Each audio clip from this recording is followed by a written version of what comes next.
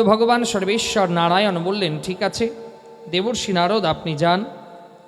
তো দেবর্ষি নারদ এই পৃথিবীতে এলেন, ধরাধামের যে তীর্থ সে তীর্থ ভ্রমণে বেরোলেন। গয়া, কাশী, পুষ্কর, প্রয়াগরাজ। মানে এখন যে সারা পৃথিবীর মানুষ ভারতবর্ষের একটা পুণ্যভূমি তীর্থরাজ প্রয়াগে আসছেন। কি মেলা, কি মেলা লেগেছে এটা? কি মেলা? কুম্ভ মেলা। এটা কিন্তু কুম্ভ নয়, এটা হচ্ছে মহাকুম্ভ। কুম্ভ মেলা তো 12 বছর পরপর হয়, আর 12 বছর পরপর কুম্ভ মেলা যখন 12 বার হয় তখন সেটা মহাকুম্ভ মেলা বলে। 12 বছর পরপর কুম্ভ মেলা হয়, আর 12 বার 12 বছর পরপর যখন কুম্ভ মেলা হয় মানে 144, 12কে 12 দিয়ে গুণ করুন 144 বেরোবে। আর এই 12 বার 12 বছর পর পর যখন কুম্ভ মেলা অনুষ্ঠিত হয় সেটা গিয়ে 144 বছর পর মহাকুম্ভ যোগ হয়। মানে আমাদের পরম সৌভাগ্য যে আমাদের এই ক্ষণে আমাদের জন্ম হয়েছে, সেই মহাকুম্ভের দর্শন আমরা করতে পারছি। অনেকজন তো মহাকুম্ভ মেলাতে যাচ্ছে, ত্রিবেণী সঙ্গমে ডুবকি লাগাচ্ছে। এই পরম পরম প্রাপ্তি।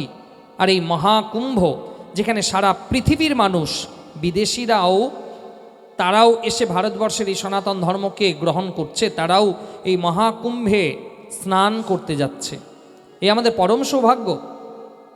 তো হয়তো আমাদের সমাজে সবাই সেই মহাকুম্ভ মেলাতে যেতে পারবে না।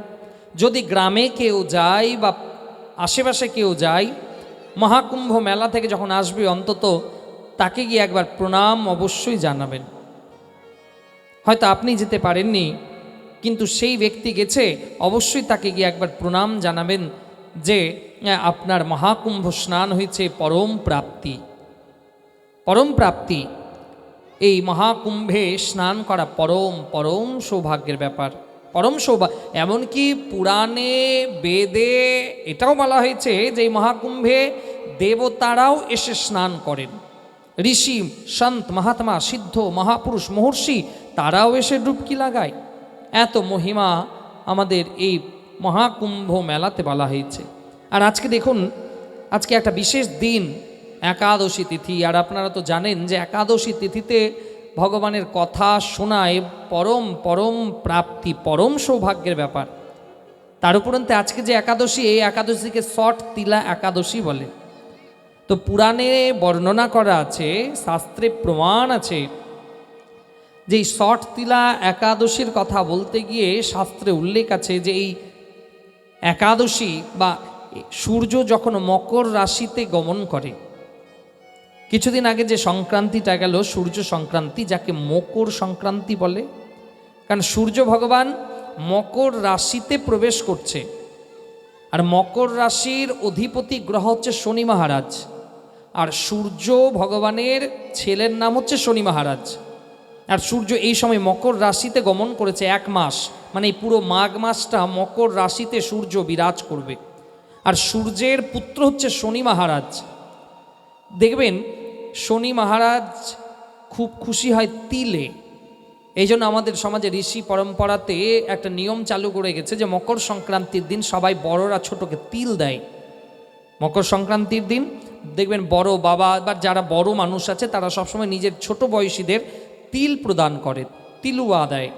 তো বলছে মকর সংক্রান্তির দিন যদি কেউ তিলকে সেবন করে তার উপরে শনি মহারাজের দৃষ্টি পড়বে না, শনি মহারাজের কোনো কোপ বা কুনজর সেই ব্যক্তির উপরে পড়বে না। এই জন্য আমাদের সনাতন ধর্মে সেই মকর সংক্রান্তি থেকে তিল খাওয়ার নির্দেশ দেয়া হয়েছে। এমনকি পুরো মাঘ মাস সূর্য মকর রাশিতে থাকবে, মানে সূর্য শনি মহারাজের ঘরে তার পুত্রের সঙ্গে দেখা করতে গেছে মকর রাশিতে। তো এই জন্য আজকে যে ষট তিলা, এই 6টা তিলের মাহাত্ম্য কথা বলা হয়েছে, যে তিলের 6 রকম ব্যবহারের কথা বলা হয়েছে এই ষট তিলা একাদশীতে। বলছে ষট তিলা একাদশীতে প্রথম বলছে তিলাদবর্তী।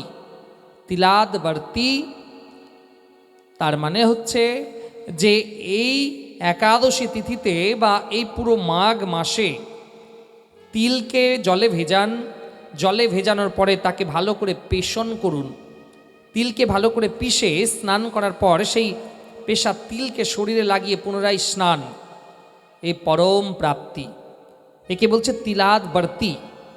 এটাও যদি সম্ভব না হয়, তিলা স্নায়ী, যে আপনি একটা ঘটিতে জল নিন, 2-4টা তিল দিয়ে দিন, ওই জল দিয়ে স্নান করুন, সেটাও পুণ্য লাভ আছে। পুরাণের কথা। তিলাদ বর্তি, তিলাদ স্নায়ী।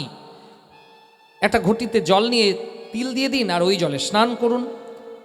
পুরাণে তো এটাও বর্ণনা করা আছে যে যত পাপী তাপী মানুষও যদি থাকে আর এই রকমভাবে যদি কেউ স্নান করে, তার পাপ তৎক্ষণাৎ দূরীভূত হয় এই মাঘ মাসটাতে। তিলাদ বর্তি, তিলাদ স্নায়ী। তারপরে যে কথা বলছে তিলাদ হোতা, কোথাও যাগযজ্ঞ হচ্ছে সেখানে তিল দিন এই মাঘ মাসে। এটাও যদি সম্ভব না হয়, বাড়িতে যে ধুনুচি দিয়ে ভগবানের আরতি করছেন, ধূপকাঠি নয় কিন্তু ধুনুচিতে যখন আগুন দেবেন সেখানে অল্প তিল দিয়ে দিন, তাহলে সেটাও আপনার গৃহের পাপকে নাশ করতে পারে। তিলাদ হোতা। তারপরে বলছে তিলাদকি। তিলাদকি মানে একটা ঘটিতে জল নিয়ে তার মধ্যে কয়েকটা তিল দিয়ে পূর্বপুরুষের উদ্দেশ্যে তর্পণ করুন। দেখবেন মহালয়ার দিনে গঙ্গার ঘাটে সবাই স্নান করতে গিয়ে তার পূর্বজকে তিল দেয়, তর্পণ করে। সেটাও এই পুরো মাঘ মাস একটা ঘটিতে জল নিয়ে তিল দিয়ে আপনার পূর্বজকে জল দিন। দেব তর্পণ, ঋষি তর্পণ, পিতৃতর্পণ, তিনটাই হবে। তারপরে শেষেরটা বলছে এটাও যদি সম্ভব না হয়, তিলাদ ভোক্তম, তিলকে খান, তিল সেবন করুন। এই মাঘ মাস তিলের বিভিন্ন দ্রব্যাদিকে গ্রহণ করুন। তিলের নাড়ু খান, তিল খান, তিলকুট খান, যা ইচ্ছা। এই মাঘ মাস তিল অবশ্যই খেতে হয়। এটাও যদি সম্ভব না হয়, তিলাদ দানম, তিলকে দান করুন। তিলাদ দানম মহাদানম, তিল দানকে মহাদান বলা হয়েছে। এই 6টা কর্ম, তিলাদ বর্তি, তিলাদ স্নায়ী, তিলাদ হোতা, তিলাদ দোকম, তিলাদ ভোক্তম, তিলাদ দানম, এই 6টা কর্মকে বলা হয়েছে শট। আর এই একাদশীতে দিনে এই 6টা কর্ম অবশ্যই আমাদের করতে হয়। এমনকি একাদশীর দিনে যদি তিল সেবন হয় তাহলে কোনো পাপ লাগে না। আজকের শট তিলা একাদশীতে তিল খাওয়ার নিয়ম আছে আজকের দিনে অবশ্যই। এ তো ভগবানকে ভোগ লাগিয়ে, এই শটতিলা একাদশীতে তিল ভগবানকে ভোগ লাগিয়ে সেটা তো অবশ্যই গ্রহণ করার বিধান আছে শটতিলা একাদশীতে। এই 6টা কর্ম এই একাদশী অবশ্যই করতে হয়। একাদশীতে যদি সম্ভব না হয়, তাহলে পুরো মাস মাঘ মাস সূর্য মকর রাশিতে প্রবেশ করে আছে, অবশ্যই এই 6টা কর্ম আমাদের করতে হয়। দেখুন, মানা না মানা আপনাদের ব্যাপার, আমার তো কাজ হচ্ছে জানানো। আর যতটা কথা, কোনো কথাই কিন্তু আমার ঘরের কোনো কথা নয়, যেটা আমি শাস্ত্রে প্রমাণ পেয়েছি, যেটা পুরাণে অধ্যয়ন করেছি, সেটাই আমি আপনাদের কাছে জানাবো। মানা না মানা তো আপনাদের ব্যাপার। তো একাদশীর এত মাহাত্ম্য, এত মাহাত্ম্য। তো দেবর্ষি নারদ ভগবানের নারায়ণের কাছ থেকে এই তীর্থে এলেন। কোথায় এলেন? প্রয়াগে, গয়া, কাশী, পুষ্কর। তো যখন তীর্থে এলেন তখন কিন্তু দেখছেন তীর্থের মর্যাদা নাই।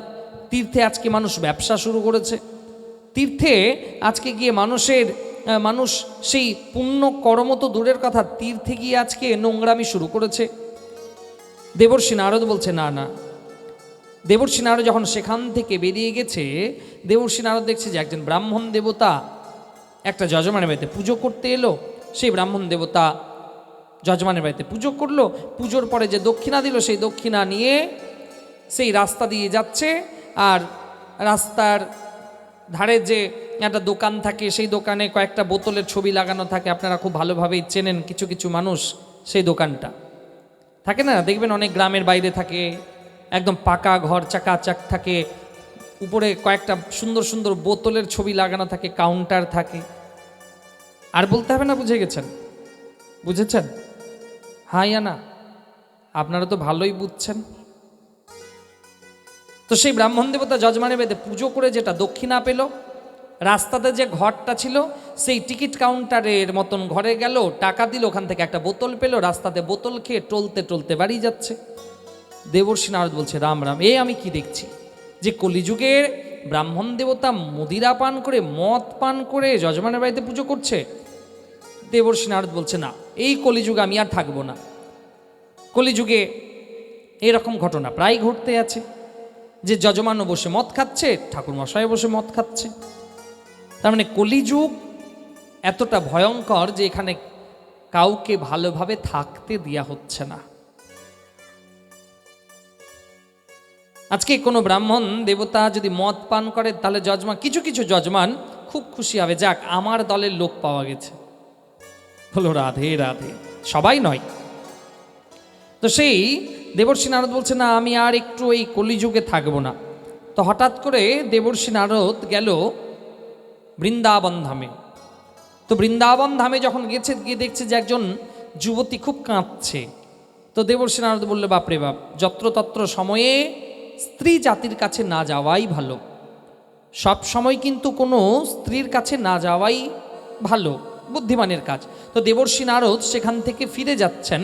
তো সেই সময় ভক্তিদেবী বলছে, ভো ভো সাধো ছনমতিষ্ঠা অচিন্তনামপি নাশয়া দর্শনং তব লোকস্য সর্বথা গহরং পরম।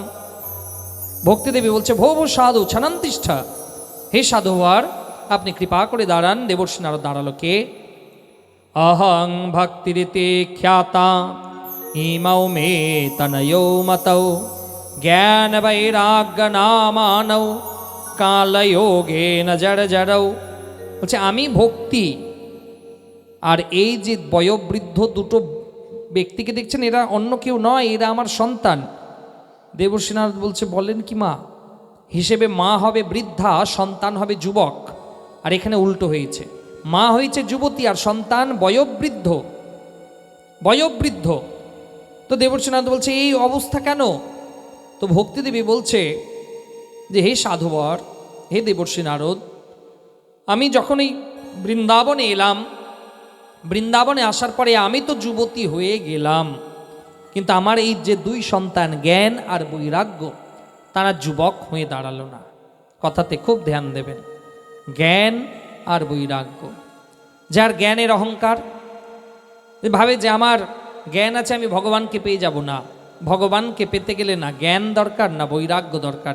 ভগবানকে পেতে গেলে তো শুধুমাত্র ভক্তির দরকার, যেটা আজকে আমাদের খুব অভাব। আজকে দেখবেন যে ভগবানের কাছে আমরা শুধুমাত্র অভিনয় করি, সবাই নয় কিন্তু অনেক মানুষ ভগবানের কাছে শুধুমাত্র এখনকার দিনে আমরা অভিনয় শুরু করেছি।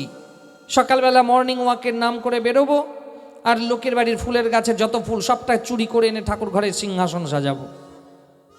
আপনাদের গ্রামে হয় না, আমাদের গ্রামে হয় এটা। আপনারা তো খুবই ভালো, যারা আসেনি তাদের কথা বলছি। দেখবেন সকালে মর্নিং ওয়াকের নাম করে বেরোবে, সকালবেলা বেরোবে, ভোরবেলা বেরোবে, হাতে একটা ক্যারি ব্যাগ থাকবে, ভগবানের নাম তো করবেই না, পরনিন্দা পরচর্চা করবে, শাশুড়ি বৌমার বদনাম করবে, বৌমা থাকলে শাশুড়ি বলবে জ্বালাচ্ছে খুব, আর লোকের বাড়ি যত ফুল সব ফুলকে চুরি করবে, একদম চুরি করে নিয়ে ঠাকুর ঘরে হা হা হা ভগবানকে নিবেদন করছে। কদাপি নয়। হরিবিলাসে বলছে যে আপনি যদি কারো বাড়ি থেকে ফুল চুরি করে এনে ভগবানকে পুজো করেন, তাহলে আপনার পুজো করার যে পুণ্য, সেটা বাবা যার ফুল চুরি করেছেন তার কাছে জমা হয়ে যাবে, আপনার খাতা থেকে মাইনাস হবে। কদাপি নয়, চুরি করে এনে ভগবানকে কদাপি নিবেদন করতে নাই। না, আপনারা তো খুবই ভালো, যারা আসেনি তাদের কথা বলছি, বলো রাধে রাধে। তো দেবর্ষি নারদ সেই সময় সেখানে বিরাজমান। তো ভক্তিদেবী বলছে যে, হে সাধুবার আপনি কিছু একটা করেন। তো দেবর্ষি নারদ বলল, ঠিক আছে। দেবর্ষি নারদ সেখানে গেল। দেবর্ষি নারদ শ্রীমদ্ ভগবত গীতার শ্লোক, গীতাতে যে 700 শ্লোক, সেই 700 শ্লোক কে কটা বলেছে? ধৃতরাষ্ট্র বা আছে, ধৃতরাষ্ট্র একটা শ্লোক বলেছে, সঞ্জয় 40টা বলেছে, অর্জুন 85টা বলেছে, আর ভগবান 574টা শ্লোক বলেছেন।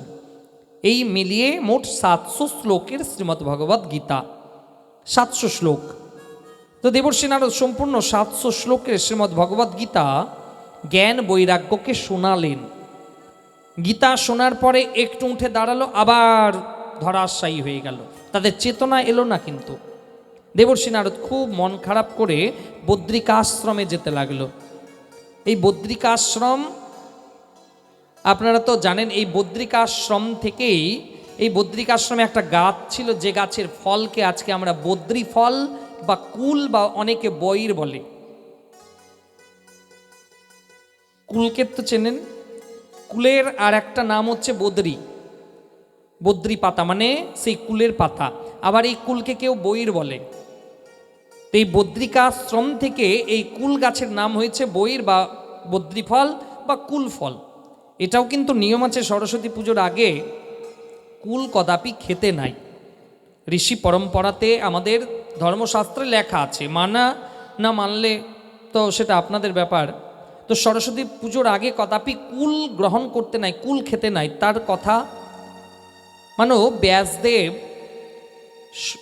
17টা পুরাণ রচনা করলো, কিন্তু ব্যাসদেবের আত্মসন্তুষ্টি হচ্ছে না।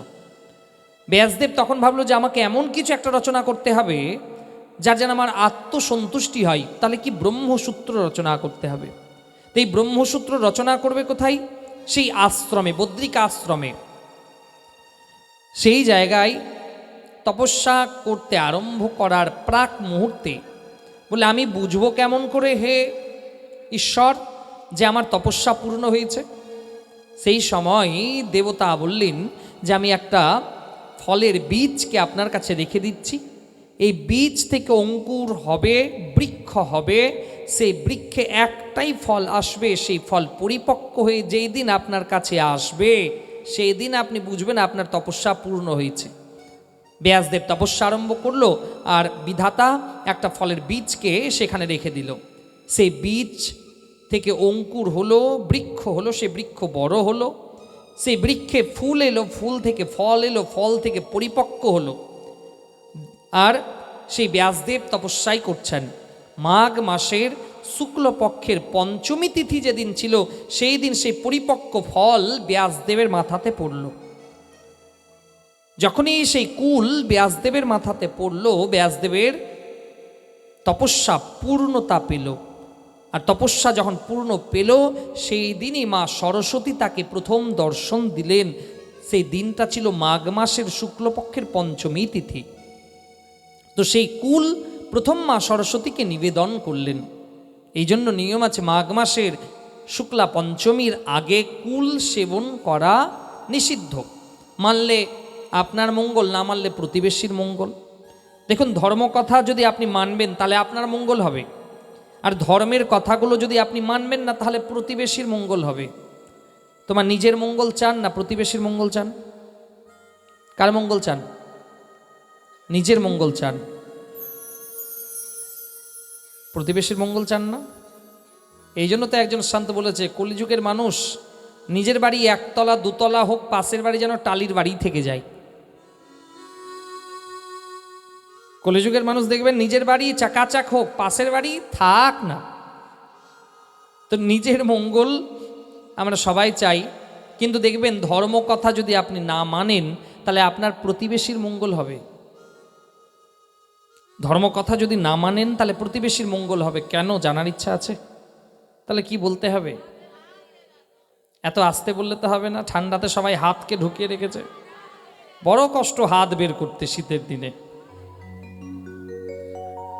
তো বলছে যদি আপনি ধর্মের কথাগুলো মানবেন তাহলে আপনার মঙ্গল হবে, আর ধর্মের কথাগুলো যদি মানবেন না তাহলে প্রতিবেশীর লাভ হবে। কেন? যে একজন সন্ত বলছেন যে আপনি যদি ধর্মের কথাগুলো অক্ষরে অক্ষরে পালন করেন তাহলে আপনি বেশি দিন বাঁচবেন, আর ধর্মের কথা যদি না মানেন তাহলে অল্প অল্প দিনেই পটল তুলতে হবে। আর আপনি মরলেন আর প্রতিবেশীর মঙ্গল হওয়া শুরু করে দিল। কেন? যে আপনি মরলেন, যেদিন থেকে মরবেন প্রতিবেশীর খাওয়া দাওয়া শুরু। শ্মশানে যাবে তবুও খাবে, শ্রাদ্ধে ভোজ খাবে, বাড়িতে নারায়ণ পূজা হবে তবুও খাবে। আপনি মরুন, আর মরার পরেই প্রতিবেশীর খাওয়া দাওয়া শুরু। নিজের বাড়িতে 5টা রসগোল্লা কি কোনোদিন কিনে খাবে না, আর কেউ যদি মরে যায় আর যদি শ্মশানে যায় 25টা রসগোল্লা ঠুসে ঠুসে খাবে, রস নিংড়ে খাবে, কিন্তু খাবে। কিন্তু সেই ব্যাটার দোকান থেকে কিনে 5টা রসগোল্লা খাবে না, কিন্তু অন্যের যদি পেয়ে যায় তাহলে তো হয়ে গেল। তাহলে মঙ্গলটা কার হলো? প্রতিবেশীর হলো যে আপনি মরলেই ওর খাওয়া দাওয়া শুরু, শ্রাদ্ধে খাবে, নারায়ণ পূজাতে খাবে, মরলেন তবুও শ্মশানে গিয়ে খাবে, যেদিন থেকে মরলেন ওদিন থেকে ওর খাওয়া দাওয়া শুরু, বাড়িতে রান্না বন্ধ। তার মানে প্রতিবেশীর মঙ্গল। তোমার এবার নিজের মঙ্গল চান না প্রতিবেশীর মঙ্গল চান? এবার সবাই বলবে নিজের মঙ্গল। বলো রাধে রাধে। তাহলে যখনই ভগবানের নাম জপ করতে হয় তখন কিন্তু করতালি দিতে হয়, হাতে তালি দিতে হয়। কারণ বলছে যে একটা গাছে যদি 5টা পাখি বসে থাকে আর সেই গাছতলায় যদি কেউ করতালি দেয় তো গাছে পাখি থাকবে? গাছে পাখি থাকবে? থাকবে না। ঠিক সেই রকম আমাদের দেহরূপ গাছে পাপরূপ পাখি বসে আছে। আর ভগবানের নাম জপ করতে করতে আমরা যদি করতালি দিই তাহলে আমাদের দেহে পাপরূপ পাখি থাকবে না। তো এবার আমরা ভগবানের নাম জপ করবো আর সবার কাছে নিবেদন করবো সবাই করতালি দেবেন। তবে হ্যাঁ, একটা কথা শুনে নিন, যারা যারা কংসের দিকের লোক তারা তো বাবা শীতের সময় হাতটাকে বেঁধে রাখবে, আর যারা ভগবানের ভক্ত তারা তো হাতটাকে বের করে করতালি দেবে। আর যাদের ভগবান হাত দেয়নি তাদের করতালি দেওয়ার দরকার নাই, কারণ ভগবানের সিসিটিভি তো উপরে লাগানো আছে, সবাই ভগবান তো দেখছে। আমি হয়তো এখানে কিছু বলবো না, কারণ শীতের দিন সবাই হাতটাকে চাদরের মধ্যে ঢুকিয়ে রেখেছেন, কিন্তু ভগবান তো দেখছে যে আমার নামে কে কে করতালি দিয়েছে আর কে কে দেয়নি। যে যারা দিয়েছে তারা তো ভালো, যারা দেয়নি এর পরের জন্মে তাদেরকে 2টো হাত মাইনাস করব, 2টো পা দিয়েছি, আরও 2টো পা দিয়ে পাঠাবো, তাহলে 4টা পা হবে। বলুন রাধে রাধে। তা আসুন আমরা সবাই করতালি দিতে দিতে ভগবানের নাম কীর্তন করি। বলো রাধে রাধে।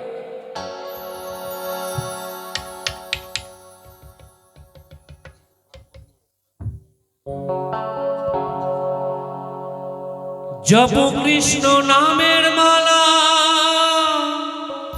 দূরে যাবে সকল জ্বালা, পূর্ণ হবে মনস্কার।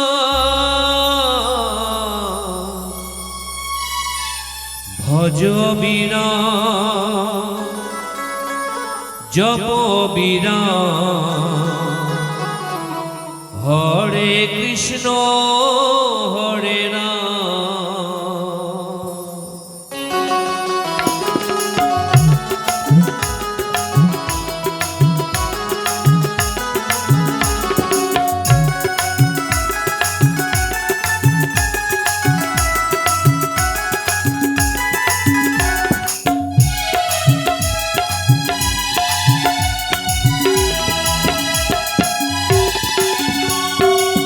জপ কৃষ্ণ নামের মালা, দূরে যাবে সকল জ্বালা, পূর্ণ হবে মনস্কার।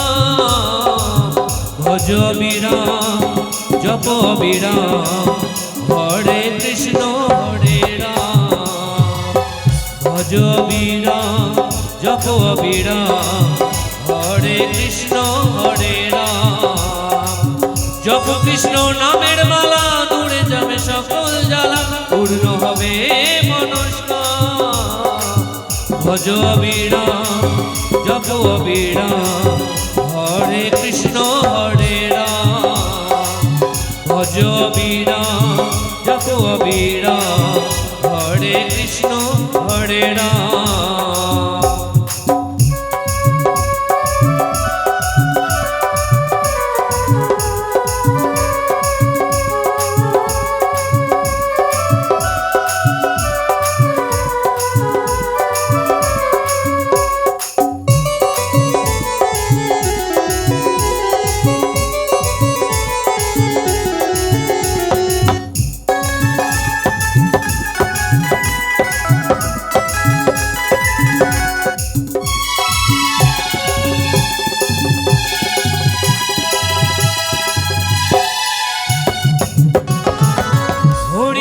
কৃষ্ণ বলে ডাকো দুহাত তুলে, ভুলে ফেলো মনের ময়লা হরি নামের জলে।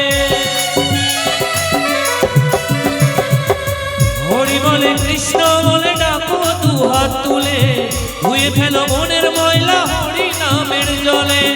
বলি এই ধরা ধামে মধুরে হরি নামে, বলি যুগে ধরা ধামে মধুরে হরি নামে, যত পাপি পেল পরিত্রাণ। ভজ বিরাম, জপ বিরাম, হরে কৃষ্ণ হরে রাম। ভজ বিরাম, জপ অবিরাম হরে কৃষ্ণ হরে রাম।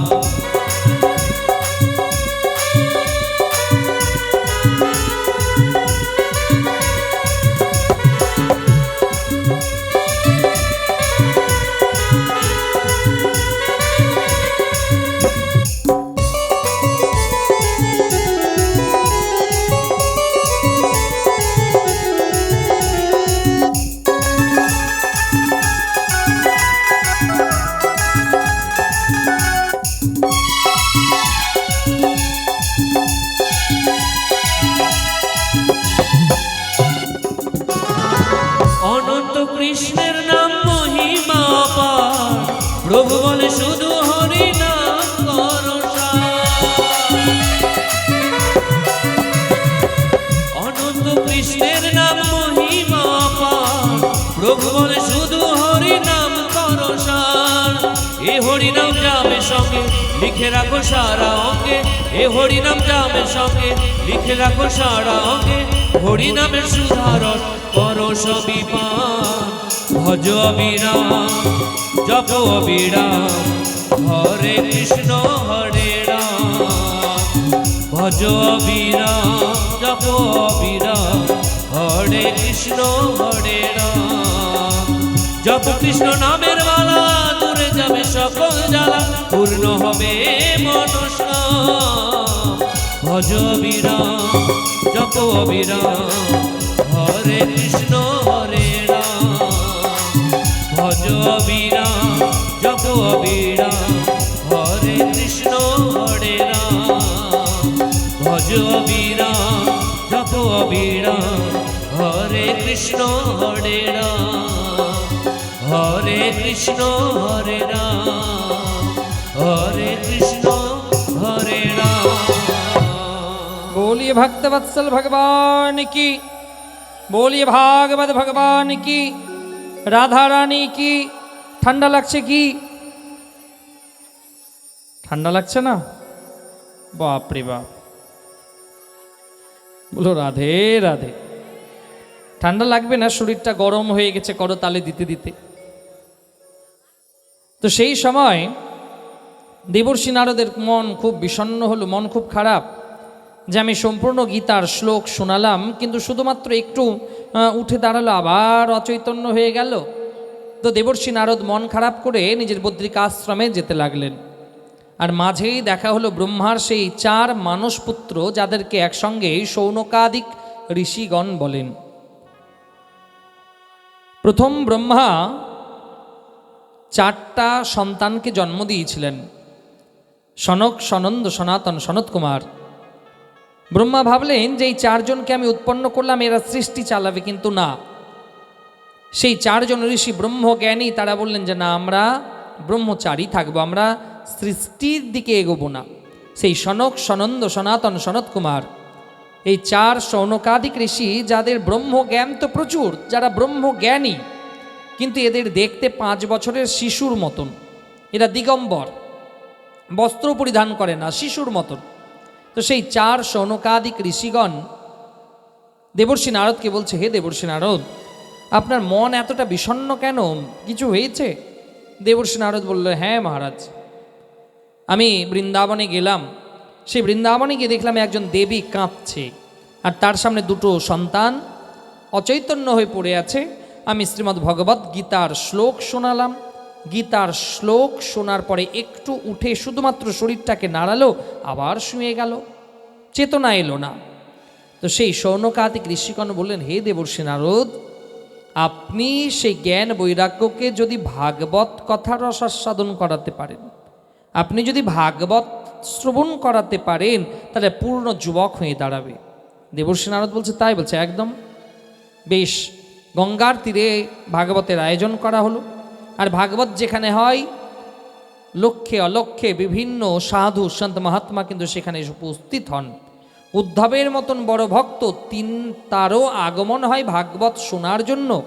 দেবতাগণ, ঋষি সবাই আসে ভাগবত শোনার জন্য। তো দেবর্ষি নারদ ভাগবতের আয়োজন করেছে, সমস্ত ঋষি মহর্ষি সবাই এলেন ভাগবত শোনার জন্য। ভক্তিদেবীও কোনোভাবে তার দুই সন্তানকে নিয়ে এলেন। প্রথম দিন শুনলেন, দ্বিতীয়, তৃতীয়, চতুর্থ, পঞ্চম, ষষ্ঠ, সপ্তম, 7 দিনে যেদিন ভাগবত কথা বিরাম হবে সেদিন একটা অবাক কাণ্ড ঘটে গেল। ভাগবত কথা বিরাম হয়েছে আর সেই সময় জ্ঞান বৈরাগ্য পূর্ণ যুবক হয়ে মায়ের কাছে নাচতে আরম্ভ করলো। তো সন্তান যখন যুবক হয়েছে মায়েরও খুব আনন্দ, ভক্তি দেবীও আনন্দে নৃত্য করতে লাগলো। আনন্দে নৃত্য করতে করতে গুরুদেবকে বলতে লাগলো, বলুন মহারাজ, আপনাদের কৃপাতে ভাগবত কথা শ্রবণ করার পর আমার এই দুই সন্তান জ্ঞান বৈরাগ্য তারা পূর্ণ যুবক হয়ে দাঁড়িয়েছে। বলুন গুরুদেব, আমরা কোথায় গিয়ে উপস্থিত হব? গুরুদেব বললেন, হে ভক্তি দেবী, আজ থেকে সমস্ত ভক্তের হৃদয়ে আপনার বাস হবে। তবে থেকে ভক্তি দেবী ভক্তের হৃদয়ে বাস। হৃদয়ে যদি ভক্তি দেবী না বাস করে তাহলে আপনার ক্ষমতা নেই ভাগবত শুনবেন। আপনাকে যদি কেউ বলে যে ভাগবত হচ্ছে, চলো শুনতে যাব, না না তুমি যাও, আমার অনেক কাজ। ভাগবত শোনার জন্য তার সময় হবে না, আপনাকে নানা রকম অজুহাত দেবে। আর পাশের বাড়িতে যদি ঝগড়া লেগে যায়, যতই লেপের তলে ঢুকে থাক না কেন, সঙ্গে সঙ্গে দেখবেন ঝগড়া শুনতে চলে যাবে। তাহলে ভক্তির আগমন যদি হৃদয়ে হয় তাহলে কিন্তু ভগবানের কৃপা অবশ্যই লাভ হবে। তো ভক্তিদেবী সমস্ত ভক্তের হৃদয়ে বিরাজমান হলেন। এই জন্য ভাগবত শোনার আগে হৃদয়ে ভক্তি দেবীর আগমন ঘটাতে হয়, যে হে ভক্তি দেবী, আপনার আগমন যদি না হয় তাহলে আজকে গোবিন্দের কথা রসাস্বাদন আমি করতে পারবো না। আর ভক্তি দেবীর আগমন যদি হয় তাহলে আপনি যেখানেই থাকুন না কেন ঠিক আপনি ভাগবতের নিকটে চলে আসবেন আর ভাগবত কথা শ্রবণ করবেন। কারণ কলিযুগে সাক্ষাৎ কৃষ্ণ হচ্ছে স্বয়ং ভাগবত। ভাগবত আর কৃষ্ণ কদাপি আলাদা নয়। 7 দিনের ভাগবত আপনারা যারা শ্রবণ করেছেন তারা জানেন যে ভগবান অন্তিম সময়ে নিজের স্বরূপকে শ্রীমদ্ ভাগবত মহাপুরাণের মধ্যে তার তেজকে বিধিবৎ তার তেজকে গ্রহণ করিয়েছেন শ্রীমদ্ ভাগবত মহাপুরাণে। এই জন্য কলিযুগে ভাগবত প্রাপ্তি, ভাগবত দর্শন মানে কৃষ্ণ প্রাপ্তি, কৃষ্ণ দর্শন, এত মহিমা বলা হয়েছে। তো প্রথম মাহাত্ম্য কথা আমরা শ্রবণ করলাম, এবার দ্বিতীয় মাহাত্ম্য কথা গৌকর্ণ মহারাজের উপাখ্যান। কষ্ট করে এটাও শুনে নিন, যেহেতু শীতের রাত, অনেকেরই বুঝতে পারছি অনেকেরই কষ্ট হচ্ছে। তো কারণ প্রচণ্ড এই দিক থেকে অনেকটা ঠান্ডা বাতাস আসছে, যারা বাজাচ্ছে তাদেরকে দেখেই মনে হচ্ছে। তো আমরা এবার সেই গৌকর্ণ মহারাজের উপাখ্যানের কথাকে শ্রবণ করব। দ্বিতীয় মাহাত্ম্য কথা, যে একজন ব্রাহ্মণ ছিলেন যার নাম ছিল আত্মরাম। তুঙ্গভদ্রা নদীর তীরে তার গৃহ। আত্মরামের বাবা কোনো সন্তান ছিল না। আত্মরামের স্ত্রীর নাম হচ্ছে ধুন্ধুলি। ধুন্ধুলি কথার অর্থ 2 মনা যাহার, ভালোও চাই খারাপও চাই। কখনো বলে আমার একটা সন্তান হোক, কখনো বলে না না সন্তানের দরকার নেই। তো ধুন্ধুলি 2 মনা যাহার। আর আত্মরামের সন্তান ছিল না। আত্মরাম খুব কাঁদত, ভগবানের কাছে প্রার্থনা করতো যে হে ঠাকুর আমার জন্য একটা সন্তান হয়। দেখবেন আমাদের সমাজে যাদের সন্তান নাই তারাও কাঁদে, ভগবান আমার একটা সন্তান দাও। আর সন্তান যদি কুলাঙ্গার হয় তাহলে সন্তান বড় হয়ে যাওয়ার পরে বাবা মাকে আজও কাঁদতে হয়। সন্তান যখন ছিল না তখনও বাবা মা কাঁদছিল। আর সন্তান যদি কুলাঙ্গার হয়ে যায়, সন্তান যদি সন্তান হয়ে যায় তাহলে আজও বাবা মাকে কাঁদতে হচ্ছে। তো সেই আত্মরাম তার সন্তান নেই, খুব মন খারাপ, ভগবানের কাছে প্রার্থনা করে। আত্মরাম জীবনে এত দান ধ্যান করেছে সন্তান লাভের কামনায়। দেখুন কলিযুগে দান এমন হবে যে কলিযুগে ডান হাত যদি দান করে বাম হাত জানতে পারবে না, তাহলে সেটা দান। কিন্তু কলিযুগে দান আমরা করব লোক দেখানো, লোককে দেখিয়ে দান করব। কলিযুগের মানুষ কীরকম দেখবেন, কোথাও কারো বিয়ে বাড়িতে যদি একটা কাঁসার থালা দান করে তার মধ্যেও নিজের নাম, বাপের নাম, 14 গোষ্ঠীর নাম লিখবে। বিয়ে বাড়িতে একটা কাঁসার থালা দান করছে তার মধ্যেও দোকানে গিয়ে নাম লেখাবে। এবার এইরকমই একটা বিয়ে বাড়িতে একজন বাবার নাম, ঠাকুরদার নাম, 14 গোষ্ঠীর নাম লিখেছে। এবার ওই থালাটা একটু বড় সড়ো, তো বিয়ে বাড়িতে এবার জামাইকে প্রথম ভাত, গরম ভাত দেয়া হবে ওই নতুন কাঁসার থালায়। তো এবার নাম লেখা আছে তো কাঁসার থালার উপরে, এইবার যেমনি গরম ভাত দিয়েছে একদম ছ্যাঁকা লেগেছে, তো উপরে থাকা তার 14 গোষ্ঠী ভাবছে যে বেটা বেঁচে থাকতেও জ্বালাচ্ছিল, মরে যাওয়ার পরে শান্তি নেই, এখনও জ্বালাচ্ছে। যারা পূর্বপুরুষ তারা আলোচনা করছে যে যখন বেটা ছিল তখনও জ্বালাচ্ছিল, আর এখনও মরে গেছি এখনও পিছন ছাড়ছে না, এখনও আমাদেরকে জ্বালাচ্ছে কেন? বলছে দান করলি তো ভালো কথা, তার মধ্যে আমাদের নাম কেন লাগালি? আরে মানুষ এইরকম হয়ে গেছে, দান দান করবে কিন্তু তার মধ্যেও নাম লেখবে, এটা কদাপি উচিত নয়। কারণ ডান হাত যদি দান করে বাম হাত খবর পাবে না, তাহলে সেটা দান। দান যত গোপনে হবে তত ভালো। দান করে কদাপি কিন্তু বলতে নাই, দান সবসময় গোপনে হবে, তাহলে সেই দানের মহিমা থাকবে আর অন্যথায় নয়। তো সেই আত্মরাম প্রচুর দান ধ্যান করেছে, যাগযজ্ঞ করেছে, পূজা পাঠ করেছে, তার সন্তান হয়নি। তো আত্মরাম একটা গ্রামে গেছে, সেই গ্রামে একটা বাবা তার সন্তানকে বড় খুব আদর যত্ন করছে। তো আত্মরামের খুব মনে হলো যে এইরকম আমার যদি একটা সন্তান হতো, আমিও তাকে আদর করতাম, বড় করতাম, ভালোবাসতাম। বেশ, আত্মরামের মনে কিন্তু এই পুত্র লালসা জেগে গেল। সবসময় এবার পুত্র একটা পুত্র এরকম করতে থাকে। তো হঠাৎ আত্মরামের মনে হলো যে ধুর, বাড়িতে একটা সন্তান নাই, আমি থাকবো না, আমার এই জীবনকে বিসর্জন দেব। আত্মরাম গৃহ ত্যাগ করলেন, গঙ্গার তীরে গেলেন। গঙ্গার জলে ঝাঁপ দিতে যাবে এমন সময় একটা সন্তের আগমন হলো, একটা সন্তের আগমন ঘটল। দেখুন, জীবনে সঠিক সময় সন্তের আগমন যদি ঘটে তাহলে বুঝে নিতে হবে যে আপনার জীবন উদ্ধার। আর কেউ কেউ বলে না, দেখবেন যে সৎ সঙ্গে স্বর্গবাস আর অসৎ সঙ্গে সর্বনাশ। যে আপনি যদি সৎ সঙ্গে যান তাহলে সেখানে আপনি 4টা ভালো কথা পাবেন। আপনি যেখানে সৎসঙ্গ হচ্ছে সেখানে যান, আপনি 4টা ভালো কথা পাবেন। কিন্তু অসৎ সঙ্গে যান, আপনার কীরকম করে ধ্বংস হবে সেই রকমের কথাগুলোই পাবেন অসৎ সঙ্গে। তাহলে সৎ সঙ্গে স্বর্গবাস আর অসৎ সঙ্গে সর্বনাশ। দেখবেন একটা আতপ চাল যখন কুমকুমের সঙ্গে মিলে যায় তখন তো বাবা কপালে উঠে যায়।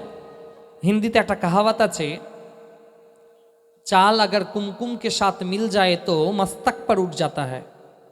চাল যদি দেখবেন মারোয়ারিগুলো তিলক পরার পর সেখানে আতপ চাল লাগায়, তো সেই তিলকটা হচ্ছে কুমকুম। তো হিন্দিতে সেই কথা বলছে, চাল अगर कुमकुम के साथ मिल जाए तो मस्तक पर उठ जाता है, और वही चाल अगर दाल के साथ मिल जाता है तो খিচড়ি बन जाता है। একই আতপ চাল যদি ডালের সঙ্গে মিশে যায় তাহলে ও খিচড়ি হয়ে যাবে, আর একই চাল যদি কুমকুমের সঙ্গে মিশে যায় তাহলে কপালে উঠে যাবে। তাহলে ভাবুন, জীবনটাকে যদি আমরা ভালো লোকের কাছে নিয়ে যাই, সৎ সঙ্গে নিয়ে যাই, ভগবানের কাছে নিয়ে যাই, তাহলে আমাদের ভগবত প্রাপ্তি ঘটবেই ঘটবে।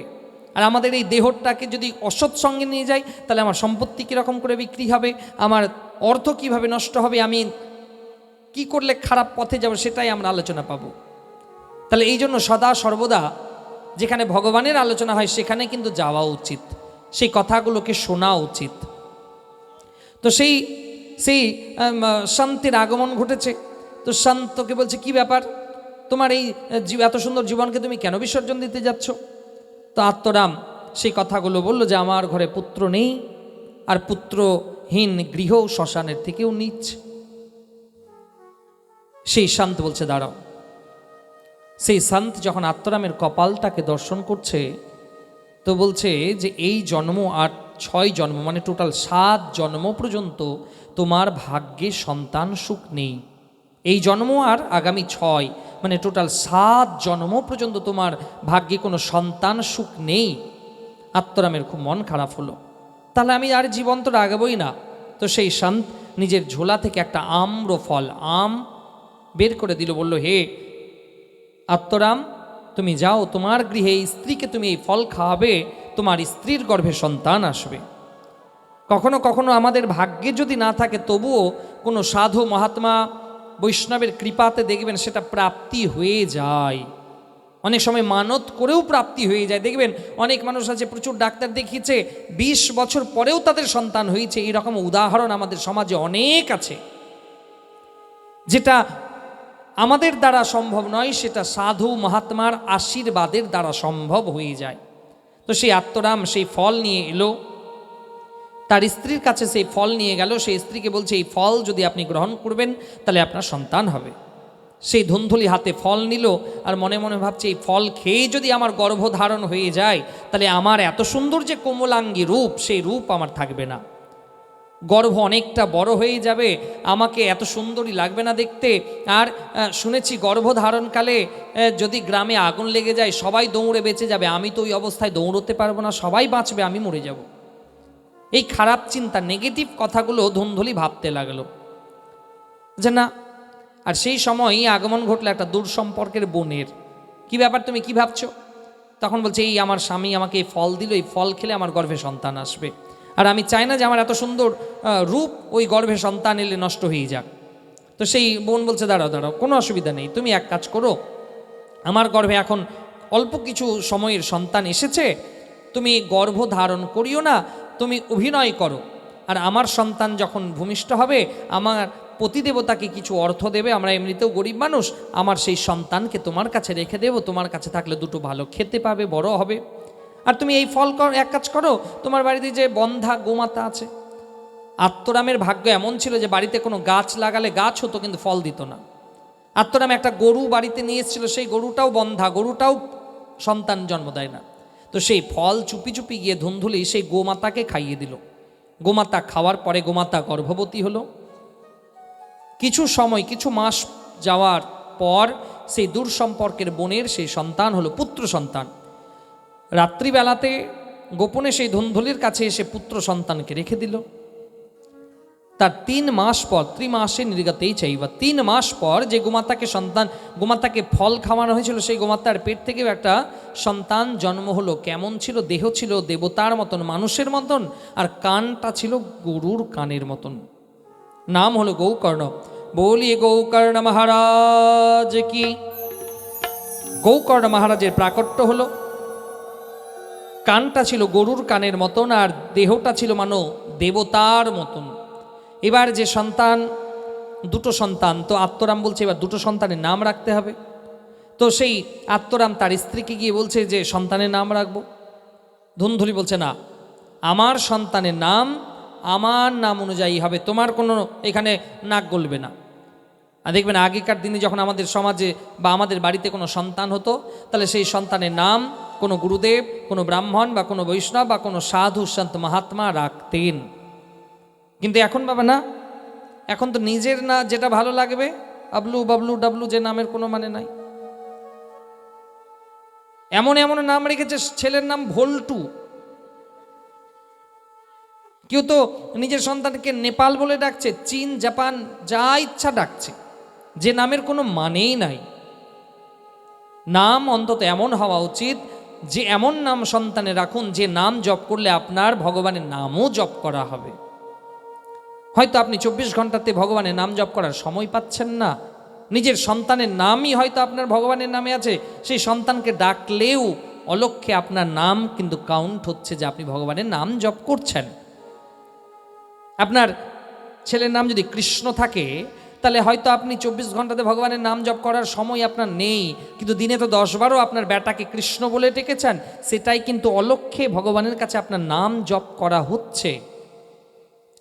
কিন্তু আপনি এটাও যদি না করেন তাহলে তো আপনার বিনাশ অবশ্যম্ভাবী। তো সেই ধুন্ধুলি বলছে, না না, আমার ছেলের নাম আমি নিজের নাম অনুসারে রাখবো।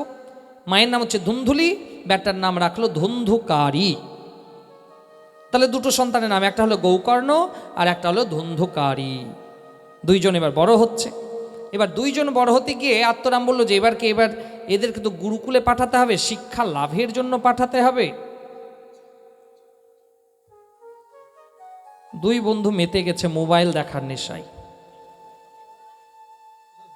মোবাইল দেখার যদি এত নেশা থাকে তাহলে সাইডে গিয়ে দেখুন।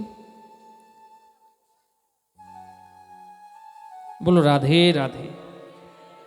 কারণ দেখুন, এটা তো মনের জিনিস, আর যদি বাইরে থেকে কোনো একটা কথা চলে আসে না কানে, তাহলে কি হবে? মন বিভ্রাট হয়ে যাবে।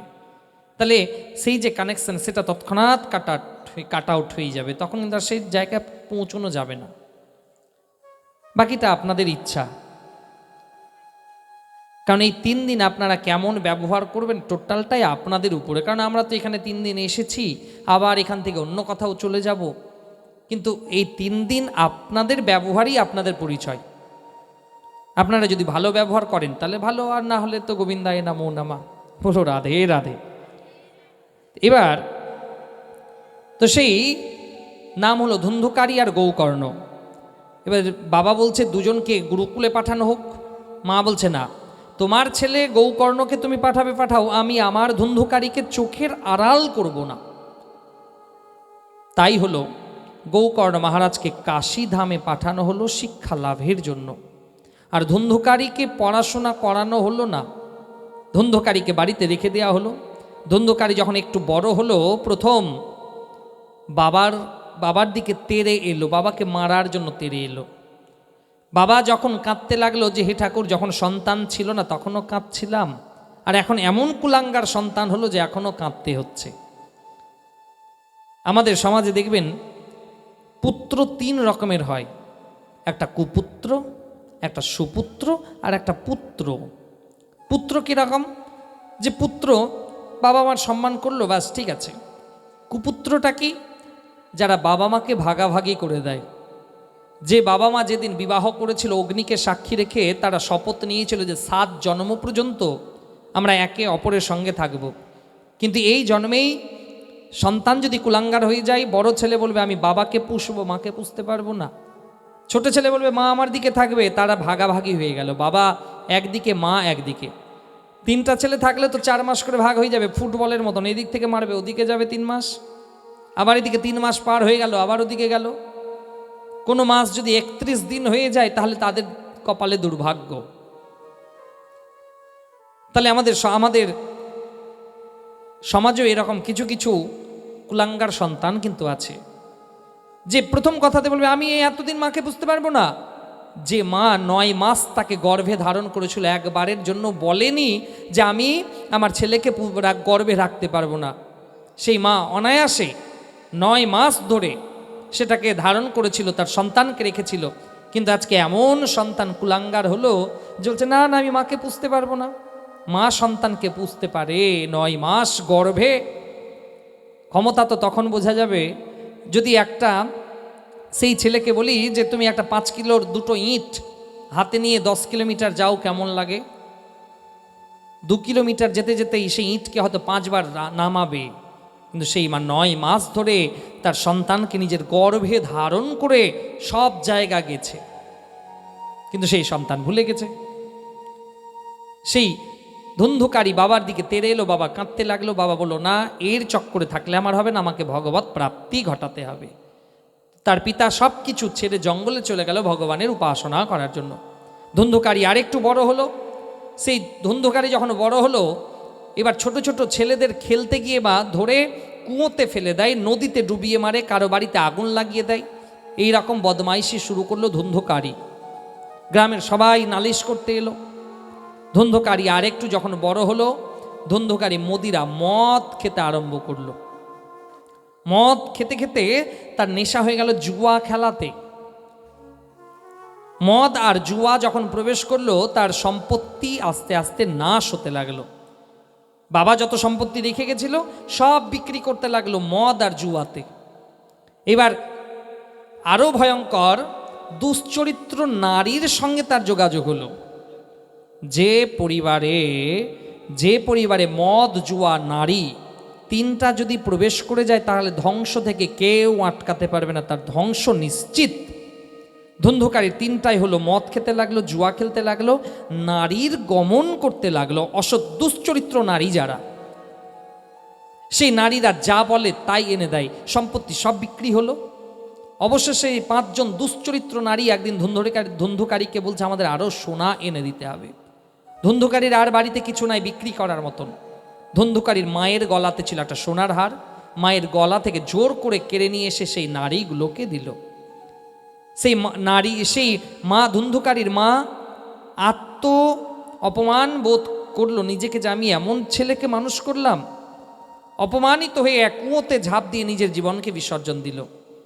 যে এই রকম সন্তানের মুখমণ্ডল আমি চাই না, আমি সন্তানকে তো মেরে ফেলতে পারবো না, নিজেই মরে যাব। ধুন্ধুলি কুয়োতে ঝাঁপ দিয়ে মরে গেল। কিন্তু সেই সন্তান ভাবলো আমার রাস্তা ক্লিয়ার, মাও নাই বাবাও নাই, কে শাসন করবে? সেই 5 জন নারীকে বাড়িতে এনে রাখতে লাগলো। সেই নারী যা চাই ধুন্ধুকারী তাই এনে দেয়। সেই নারীরা একদিন বললো আমাদের আরও সোনা এনে দিতে হবে। সেই ধুন্ধুকারী তখন চুরি করা আরম্ভ করলো। প্রচুর ধন চুরি করে এনে সেই নারীদের দিল। নারীরা আলোচনা করছে, দেখো ধুন্ধুকারী এত গয়না চুরি করেছে, যদি কোনোদিন ধুন্ধুকারী ধরা পড়ে যায় তাহলে তো এই গয়না কোথায় জমা আছে, ধুন্ধুকারী তো আমাদের নাম বলে দেবে, আমরা ফেঁসে যাব। কি করা উচিত? 5 জন দুশ্চরিত্র নারী তারা আলোচনা করলো, আজকেই ধুন্ধুকারীকে মেরে ফেলে দাও। কেমন করে? ধুন্ধুকারী রাত্রিবেলাতে মদ পান করে তাদের ঘরে প্রবেশ করেছে। 2 জন নারী 2টো পা ধরেছে, 2 জন নারী 2টো হাত ধরেছে, আর একটা নারী গলাতে ফাঁস দিয়ে টানছে। ধুন্ধুকারীর গলা দিয়ে আওয়াজ বেরো না, শুধুমাত্র চিৎকার করছে, আওড়াচ্ছে। সেই চিৎকার যেন বাইরে না যায়, তাকে বন্ধ করার জন্য সেখানে উনুন জ্বলছিল, জ্বলন্ত আগুন ধুন্ধুকারীর মুখের মধ্যে ভরে দেওয়া হলো। ধুন্ধুকারীর প্রাণ বিয়োগ হলো। তো ধুন্ধুকারী জীবনে কোনোদিন গোবিন্দের কথা শোনেনি, ধুন্ধুকারী জীবনে কোনোদিন ভগবানের নাম জপ করেনি। ধুন্ধুকারী ঘোর পিশাচজনিতে নরকে পতিত হলো। ধুন্ধুকারীর উদ্ধার হয় না, পিশাচজনিতে গেল। গৌকর্ণ মহারাজ জানতে গেল যে তার ভ্রাতার অপমৃত্যু ঘটেছে, আর অপমৃত্যু ঘটতে গেলে গয়াধামে গিয়ে পিণ্ড দিতে হয়। অপমৃত্যু যদি কেউ ঘটে, কেউ ধরে নিন বিষ খেয়ে বা ফাঁসি লেগে মারা গেছে, তাদের প্রথমত বাবা বিষ খেয়ে যদি কেউ মারা যায়, ফাঁসি লেগে মারা যায়, তাদের তো কোনো শ্রাদ্ধই নাই। শাস্ত্রে এটাই বলা হয়েছে, কেউ যদি গলাতে দড়ি দিয়ে মারা যায়, তাকে তার কোনো দাহ কার্যও নাই, আর তার কোনো প্রায়শ্চিত্তও নাই, তাকে ফেলে দেওয়ার নিয়ম আছে। কিন্তু আমরা শ্রদ্ধাপূর্বক সম্মানের জন্য কাজগুলো করছি। তো সেই অপমৃত্যুতে মারা গেছে, তো গৌকর্ণ মহারাজ ভাবছে যে তাহলে গয়াধামে গিয়ে পিণ্ড দিতে হবে। গৌকর্ণ মহারাজ গয়াধামে গেলেন, পিণ্ড দিলেন, তবুও তার উদ্ধার হলো না। সেই গৌকর্ণ মহারাজ যখন পরের দিন বাড়িতে এলেন, বাড়িতে সেই পুরনো ঘরে ঘুমোলেন মাটিতে, হঠাৎ করে রাত্রিবেলাতে সেই ঘরে গর্জন হতে লাগলো, ভয়ঙ্কর আওয়াজ হতে লাগলো। গৌকর্ণ মহারাজ উঠে বসলেন, কমণ্ডলুর জল হাতে নিয়ে অভিমন্ত্রিত করে ছেটানো হলে কে? উত্তর এলো, অহম তদীয়স্মি ভ্রাতা। ধুন্ধুকারী বলছে, হ্যাঁ ধুন্ধুকারী, আমি তো তোমার গয়া শ্রাদ্ধ করেছি, তোমার উদ্ধার হয়নি। বলছে, আমি জীবনে এত পাপ কাজ করেছি, এত পাপ কাজ করেছি যে 1000 গয়া শ্রাদ্ধ করলেও আমার উদ্ধার হবে না। কিন্তু আমি এই পিশাচজনি সহ্য করতে পারছি না, আমাকে এখান থেকে উদ্ধার করুন। পরের দিন গৌকর্ণ মহারাজ সকালবেলা স্নান করে সূর্য ভগবানের গতিকে রোধ করল। আর সূর্য ভগবানকে জিজ্ঞেস করছে, হে মহারাজ, হে সূর্য নারায়ণ, আমার ভাই পিশাচজনিতে গেছে ধুন্ধুকারী, তো এই পিশাচজনি থেকে উদ্ধারের পথ কি হবে? আমার ভাই উদ্ধার কেমন করে পাবে? তো সূর্য নারায়ণ বলছে, শ্রীমন ভগবতান মুক্তি সপ্তাহবাচনম কুরু। শ্রীমন ভগবতান মুক্তি সপ্তাহবাচনম কুরু। হে গৌকর্ণ মহারাজ, আপনি যদি আপনার ভাইকে 7 দিন ভাগবত কথা রস আস্বাদন করাতে পারেন, তাহলে আপনার ভাইয়ের উদ্ধার হয়ে যাবে। গৌকর্ণ মহারাজ যখন শুনতে পেল যে ভাগবত কথাতে আমার ভাইয়ের উদ্ধার হবে, বেশ গঙ্গার তীরে ভাগবতের আয়োজন করা হলো। ভাগবত পাঠ আরম্ভ হলো। ঋষি মুনি সাধু সন্ত মহাত্মা ব্রাহ্মণ সবাই এলেন, দেবতারাও এলেন, ভাগবত কথা আরম্ভ হলো। সেই ধুন্ধুকারী প্রেতজনি লাভ করে সেখানে এলেন, শুকনো বাঁশের যে গিট, সেই গিটের মধ্যে প্রবেশ করলেন। প্রথম দিন ভাগবত কথা হলো, কথা বিরাম হলো, সেই গিট ফেটে চৌচির হয়ে গেল। দ্বিতীয়, তৃতীয়, চতুর্থ, পঞ্চম, ষষ্ঠ, সপ্তম, 7 দিনের বেলায় সম্পূর্ণ শুকনো বাঁশ ফেটে চৌচির হয়ে গেল। যেদিন কথা বিরাম হলো সেই দিন বৈকুণ্ঠ ধাম থেকে বিমান এলো, আর সেই বিমানে করে ধুন্ধুকারী ভগবত ধামে পৌঁছে গেল সেই বিমানে করে। তো যারা শ্রবণ করেছিলেন ঋষি মুনি মহাত্মা, তারা জিজ্ঞেস করছেন যে ভগবান তো দ্বিচারিতা করলো, যে আমরাও তো ভাগবত শ্রবণ করলাম, তাহলে একটা বিমান কেন এলো?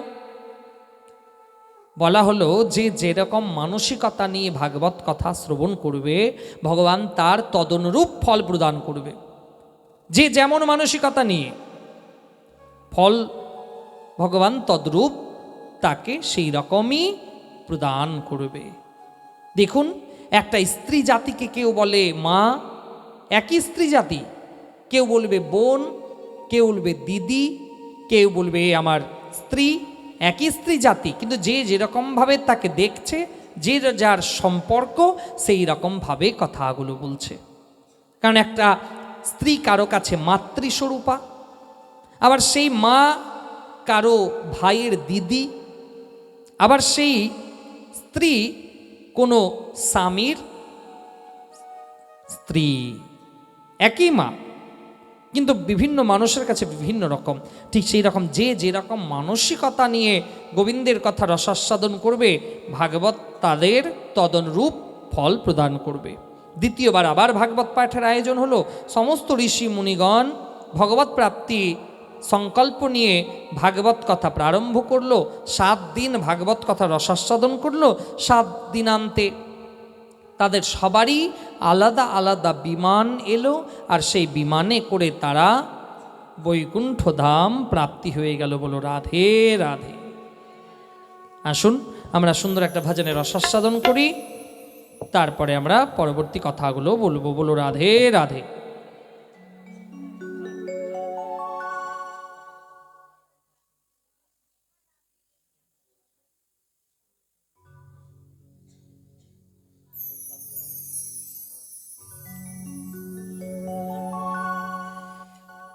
এ জন্ম হবে না বারবার, হরি বলে ডাকো ভাই একবার।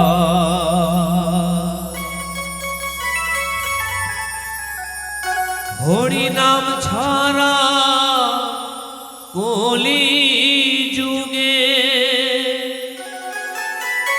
হরি নাম ছাড়া কলি যুগে, অধম জীবের কি আছে হরি বলে ডাকো ভাই একবার।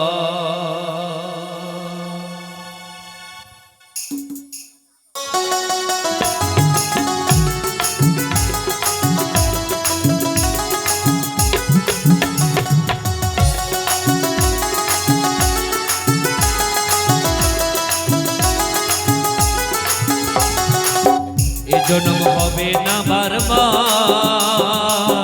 হরি বলে ডাকো ভাই একবার। এ জন্ম হবে না বারবার, হরি বলে ডাকো ভাই একবার। হরি নাম ছাড়া কলি যুগে, হরি নাম ছাড়া কলি যুগে, অধম জীবের কি আছে হরি বলে ডাকো ভাই একবার। এ জন্ম হবে না বারবার, হরি বলে ডাকো ভাই একবার।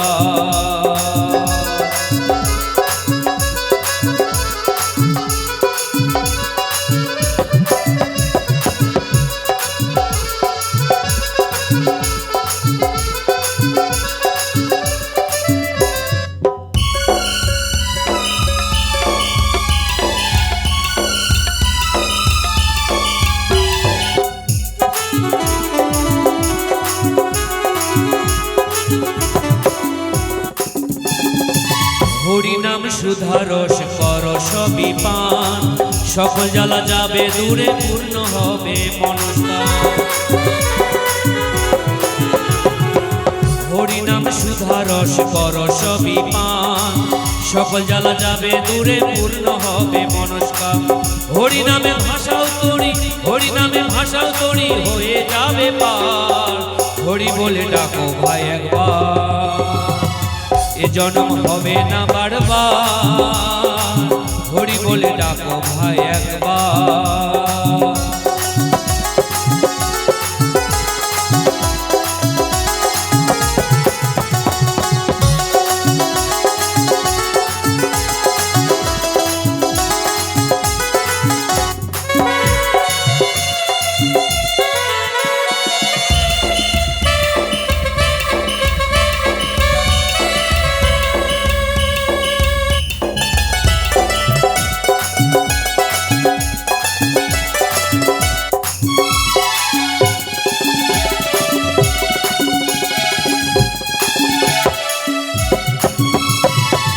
কতদিন থাকবে বাধা মায়ার বাঁধনে, সকল ছেড়ে যেতে হবে কখন কে জানে।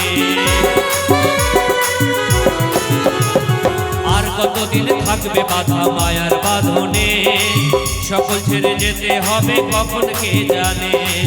প্রভু বলে করো কিসের, প্রভু বলে করো কিসের এত অহংকার, হরি বলে ডাকো ভাই একবার, এ জন্ম হবে না বারবার। হরি বলে ডাকো ভাই একবার, এ জন্ম হবে না বারবার। হরি বলে ডাকো ভাই একবার। হরি নাম ছাড়া কলি যুগে, হরি নাম ছাড়া কলি যুগে অধম জীবের কি আছে আর। হরি বলে ডাকো ভাই একবার, এ জন্ম হবে না বারবার। হরি বলে ডাকো ভাই একবার, এ জন্ম হবে না বারবার। হরি বলে ডাকো ভাই একবার, হরি বলে ডাকো ভাই একবার, হরি বলে ডাকো ভাই একবার। बोलिए भक्तवत्सल भगवान की जय, भागवत भगवान की जय। খিদা লেগেছে কি?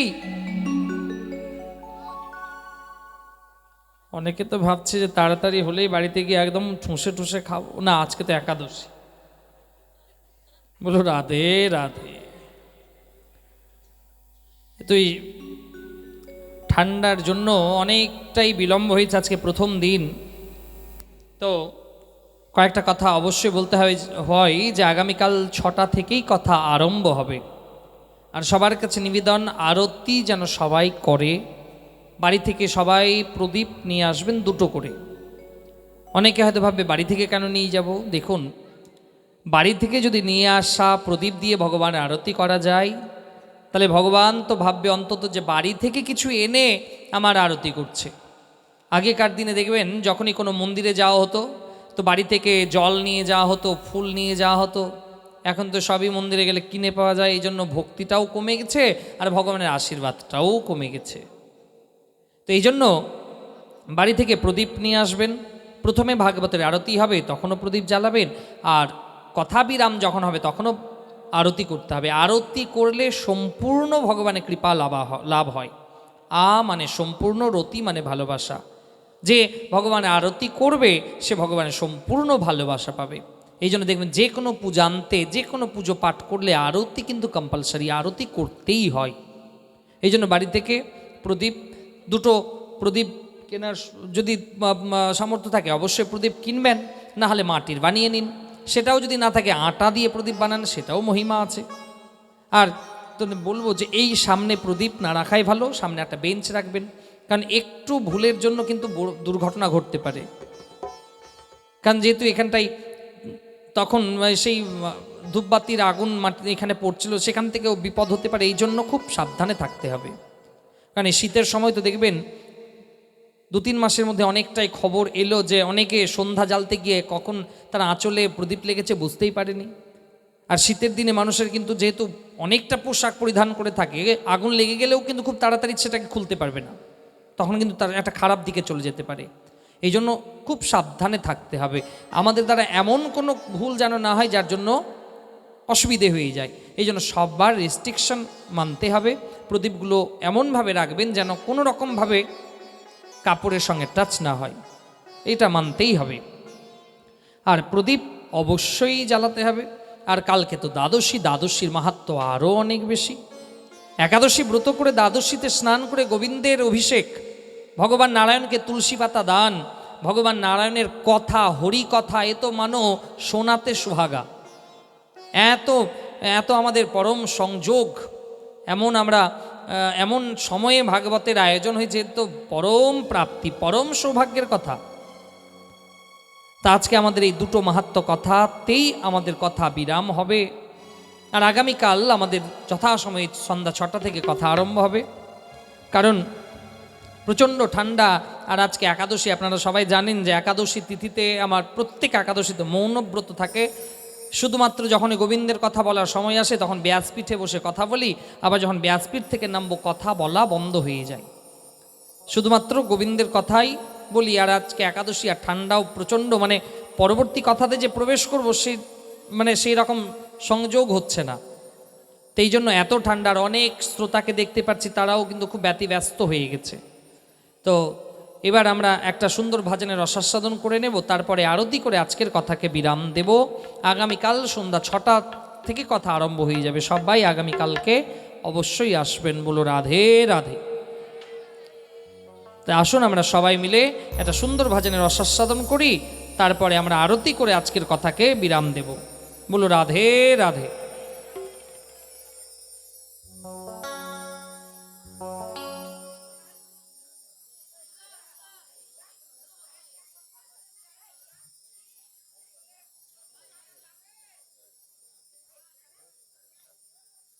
সবাই একটু দাঁড়িয়ে যান, অনেকক্ষণ থেকে বসেছেন, পায়ে হাতে ব্যথা হয়েছে, একটু দাঁড়ান। এবার ঠান্ডাও লেগেছে অনেকের। আসুন দুই হাত তুলে আমরা গোবিন্দের জন্য নৃত্য করি, তারপরে আরতি করে আজকের কথাকে বিরাম দেব।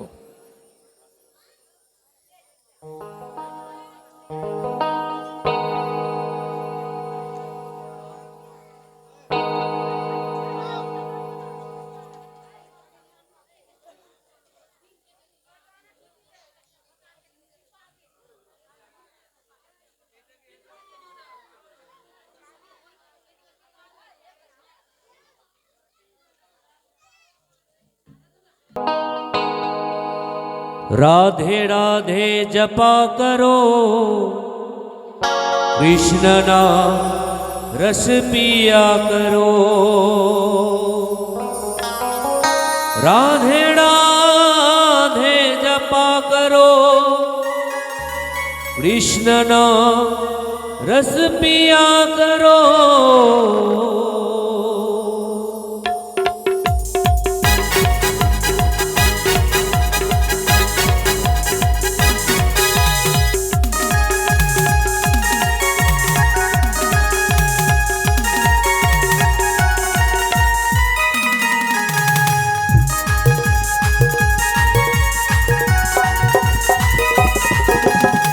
राधे राधे जप करो, राधे राधे जप करो, कृष्ण नाम रस पिया करो। राधे राधे जप करो, कृष्ण नाम रस पिया करो। राधे राधे जप करो, कृष्ण नाम रस पिया करो। राधे राधे जप करो, कृष्ण नाम रस पिया करो। राधे राधे जप करो, राधे राधे जप करो, कृष्ण नाम रस पिया करो। राधे राधे जप करो, कृष्ण नाम रस पिया करो।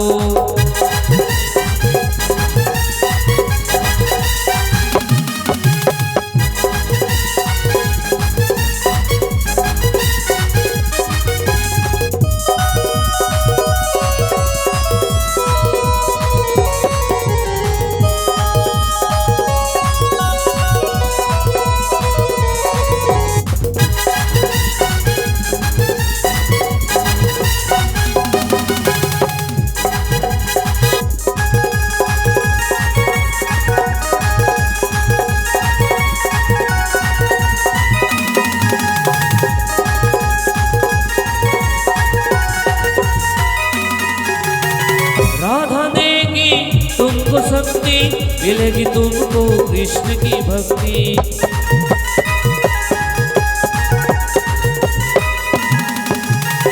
राधा देगी तुमको शक्ति, मिलेगी तुमको कृष्ण की भक्ति, मिलेगी तुमको कृष्ण की भक्ति। राधे चरणों में शीश झुकाया करो, चरणों में शीश झुकाया करो। राधे राधे जपा करो, राधे राधे जपा करो, कृष्ण नाम रस पिया करो।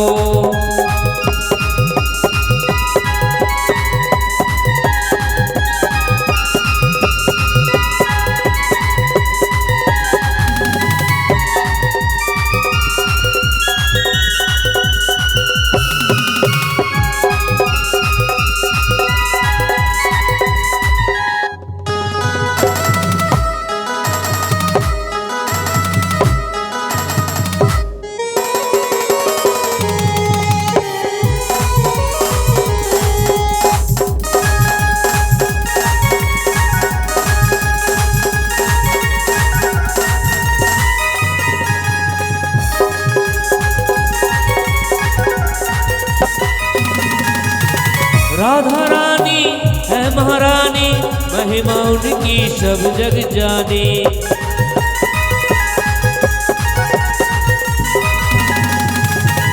राधा रानी है महारानी, महिमा उनकी सब जग जानी, महिमा उनकी सब जग जानी। राधे